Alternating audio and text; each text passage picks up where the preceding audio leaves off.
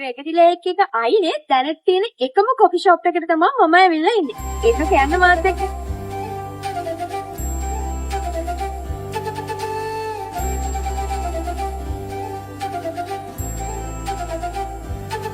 ඒකේ තියෙන විශේෂත්වය තමයි මෙහි හැදෙන කොෆි වලින් තමයි මේ ස්පෙෂල් කොෆි එක හදන්නේ. ඉතින් අපි බලමු මේකේ රස කොහොමද කියලා.